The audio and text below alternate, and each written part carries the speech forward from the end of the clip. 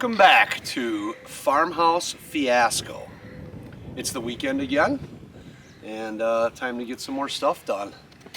So, as you can see by our grass, it's getting close to being time to start cutting. So, I want to talk a little bit about getting ready for that, so that when we go out and cut, we don't have issues, problems, and all that good stuff, or bad stuff. So, we're going to talk a little bit about maintenance on your zero turn. We have to prepare for the cutting of the grass, which usually means picking up sticks, which none of us like to do because it's not fun. And then we'll look at the maintenance aspect of things, and then we're going to talk about a little bit of a project that we got going on upstairs. So as we go into the garage, oh yeah, well, I want to talk about this for a second here. This is one of the other trucks that we've got. That is a 1990 half-ton short box with a real happy little motor in it. We picked this guy up last year. Kind of a work in progress, as they say. Nice little truck. What really sold me was the El Camino floor mats in it. Love it, love it. Let's take a little look-see in this motor here. Picked this up from a local guy. Originally came from Wyoming. Got a real nice little Chevy 350 in there. It's super happy. And I think all's a male. It's actually pretty surprising. Really cool little truck. So that's another one of our old Chevy pickup trucks that we've got. Maybe we'll take a little ride in and we'll show you what's that all about. Anyway, back to the maintenance thing here. So living out here, we cut probably almost 5 acres. So we've got a lot of grass to cut. So we've got 2 machines. We've got the Titan MX6000 with the gas motor on it. And then we've got the older fella here, the ZD21 Kubota. That was kind of more of a commercial unit. Picked him up. Love it. It's a great little mower. Has a lot of power. The biggest thing that I've noticed between these two guys is that diesel there uses a third of the fuel that gas model uses. So there's a significant difference in power and fuel usage. As far as maintenance goes, they're about the same. So when it comes to that type of thing, this guy we bought brand new, and from go, I adopted this little way of keeping track of my records. About as simple as it gets from when I first got him to where we are now. This one I actually did a service on him at 500 hours is what we're at. Oil and filter, I put an air cleaner in it and put a set of spark plugs in it. That's really all he needed, because otherwise he stays pretty up to speed. The hydro oil and the filters and everything underneath, I did those last season, so that's good for this year. Fuel filter I did last season. That's good for this year. Other than that, it was just oil and filter, blades and stuff like that. I'm an honest believer that sharp blades make for better cutting. You can go faster and it seems to do a better job. So when it comes to that, take them over to my local dealership and I have them do it with their reel grinder, and you get a beautiful blade. Look at that. That thing is razor sharp. Beautiful. So when it comes to that, zip your blades off. One tool that I found that is essential to have, and really to do this stuff, you don't need to have a whole bunch of crazy tools or anything like that. You just got to have a normal set of tools. There might be a couple things you need to get that are special, being the big sockets for your blade bolts and stuff like that. But this thing here is a true champion. I use this for wheel lugs, these blades, anything that takes some grunt. This thing will twist the bolts right off if you're not careful. But when it comes to taking blades off, you've got to have one of these. Because not only do you got to get them off, but you also get them back on securely, right? You put this baby on number 2 and there's no worries, those blades are not coming off. Simple air gauge. I got a little blue point, works beautifully. Turn it on, tells you where you're at, pump her up. It's the only way to go. Normally in zero turns and lawn equipment and stuff like that, 13 pounds on a tire makes sense. That seems to be happy. Really no reason to go harder or softer. It just seems to work good. The other thing that I found to be a really useful tool is Milwaukee grease gun. This thing is awesome, especially when you have commercial mowers and stuff like that. They're going to be full of grease zerks. Some of the new stuff, they didn't do a whole lot of grease zerks because they didn't figure anybody was going to grease it anyway. But these guys here, the tractor, all requires a grease gun. Go through all the zerks, pump them all up. Hopefully they all work, and you take grease. ZD versus the Titan, as far as servicing goes and stuff like that, there really isn't a whole lot different. It's all the same stuff in all the same places. This has got a little diesel Kubota motor in it. So fuel filters, engine oil filter, trans filter, stuff like that. Just stay on top of it. Doing the same thing on this guy that I did on that guy there. Just kind of keeping track of where I'm at and as far as hours in the service, and you know you're good. The other thing that we do when we're done running, we take our battery powered leaf blower and blow the machines off. Blow the decks off, blow the motors out, blow the radiator out, keeps them happy. Makes things a lot easier to try and hear when something sounds differently. Because usually when it sounds differently, something is going sideways. And that's when you want to be able to catch it before, I get to kick all these people, they cut grass with these headphones on. How do you hear anything on what your machine is doing? I don't do that. I just enjoy the silence, enjoy the purr, and I can always tell when something is going wrong. And you got to stop, like right now, before it goes really wrong. But don't wear headphones, pay attention to what you're doing, pay attention to sound, stuff like that. Just my personal opinion. One of the things that I found is if you stay on top of your maintenance, generally your machine is going to perform for you. I don't understand why people wouldn't take the time. It doesn't take long to do it. It's not hard to do. It's pretty simple. It's changing oil, checking filters, and greasing, sharpening your blades, checking your belts. Put some air in the tires, make sure you got a good battery, and you're good to go. All right, little speech about that. Now we're gonna go do that job that we all hate, which is picking up sticks. So the guys came out and dug up a little bit out here because this is where the mound system is going. So they come out and they do soil sample. Dig a couple holes where the mound is going to be and send them into the state and make sure that you have good enough earth to put a mound on. So it's 95 feet. You can kind of see the raker or marker over there to here is the other marker. So apparently the mound's going to go from there to over there, 95 footer. So the old farmhouse will have good drainage. So here's where we get a lot of the stick problems, and it comes to cutting grass, and that's just like a bomb field going off. So we got to pick these up before we can cut grass, right?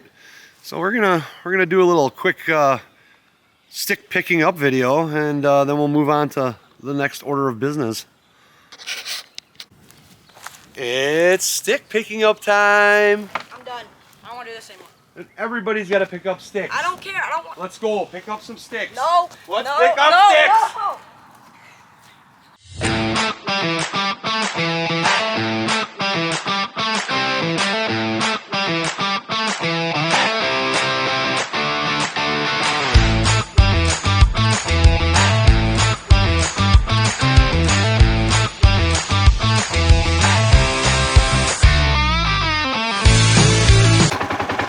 First load of sticks, done. And I finally got this one to help me, except his hand hurts. I think he said his knee hurts.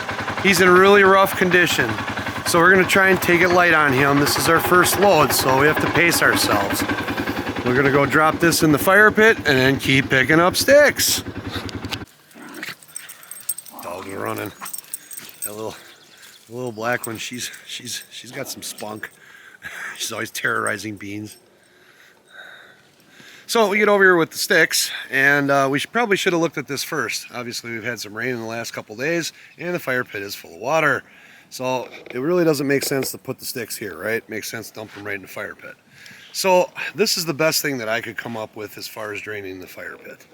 You take one of those little filter snoots on the end of the hose down there in the water, and one of these handy dandy little Milwaukee hydro pumps. There you go. The only problem with it is it takes a hot minute. So make sure we got some flow. Yeah, buddy. There we go. So we're gonna have to wait for this to pump out before we can dump our sticks. So we're gonna take a little pause and sticks. There's Swirly.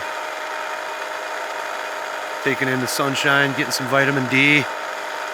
Like it's like a bear coming out from hibernation. They're not really sure, they just kind of hang out. There's Pond, looking good.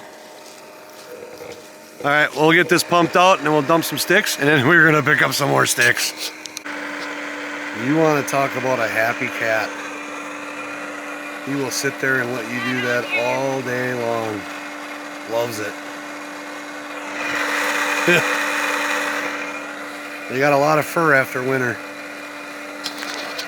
Hey, water's out of the fire pit. Now we can dump it.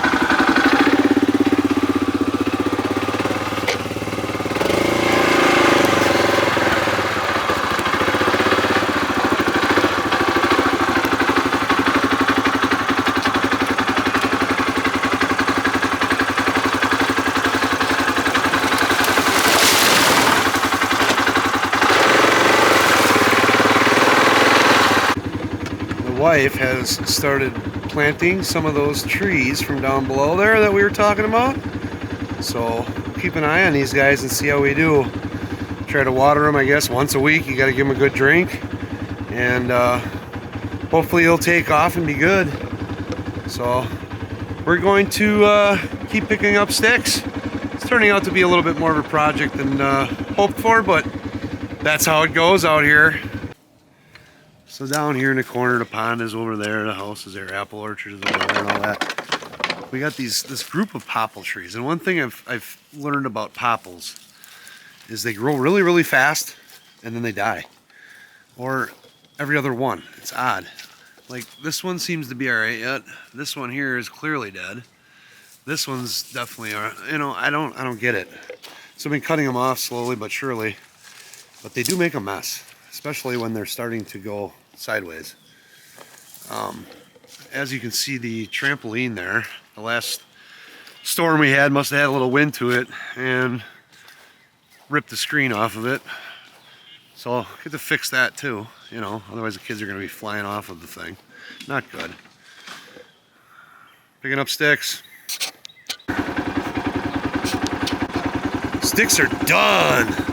Now you can see the shadow here. It's starting to, sun's getting low in the sky, so I think we're gonna work on this little trampoline issue here, and then maybe we'll go down and try and feed some fish. All right. And it's, you know, we're going on 6 o'clock here, and look who just decided to get up. It's Juji. Jojo is our inside-outside cat. She's a little calico. She's just got beautiful face markings. Jojo, Jojo, Jojo, look at that. She's beautiful. And she is a princess. Aren't you, Juji? Aren't you, Juji? Yeah, she just woke up. She's getting ready for the nightlife. Come out here and do some carousing, maybe some mousing. She's a good kitty. Gotta have them out here, man. She takes care of the vermin. Make sure that we stay stress-free. Yeah. So we go up to the house and garage, and get some supplies. I like to keep plenty of zip ties and plenty of Gorilla Tape around. Perfect for things like this. So I'm thinking we got just ripped through. Let's take a look here. What we got going on? Yeah, just ripped it off. So I think what we'll do is we'll just make a little zip tie or a little duct tape on here, right? Couple layers, and then we'll put a couple holes in it, and then we'll just zip tie that bad boy back up there, and we'll be good to go. I'll start duct taping. So I'm trying to fix the trampoline, and he's jumping on the trampoline, which doesn't really help. Yeah, more duct tape. All right, check it out. Duct tape nice and thick, and then a couple holes, you know, back in here, so that'll give this a little bit of tension. A couple of zip 'em up ties. Yeah, solution. So upon further inspection of the trampoline, this whole side was all blown out all the way around. So we did the old zip tie stitches. Look at that. Beautiful. Yeah, buddy. Now I think we're going to be done working for the day. We'll grab some fish food and we'll head down to the pond and see if anybody's awake. So we found that between just regular Great Value oats and then Fleet Farm's got this pellet fish food, the catfish love this in early spring when the water's still chilly. It almost looks like dog food, sort of, and it stinks, but they love it. See if anybody's awake.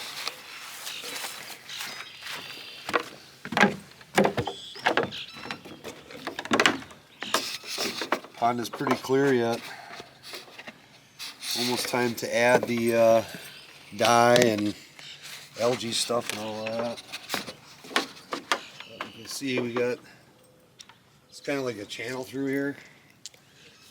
Usually you get some out there and then all of a sudden they start coming. See if anybody's awake yet. There we are, oh, a little bluegill. Love oatmeal.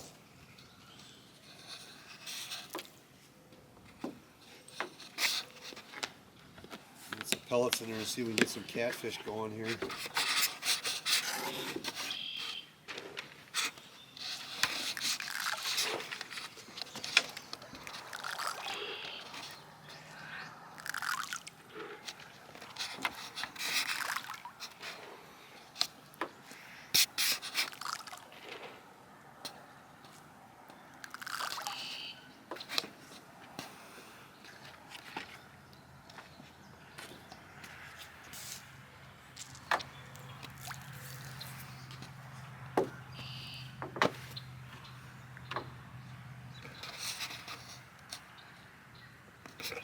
On the weekends we work around here and try to get as much done as we can. And at the end of the day, it's kind of nice that you come down here and just feed the fish. There's a catfish right there. Look at him. Channel cat. He'll come up and start eating them pellets. They love them pellets.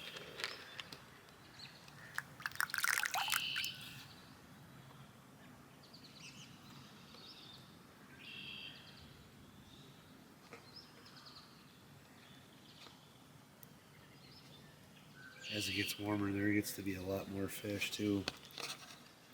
They start getting warm and rowdy. Start ooping around.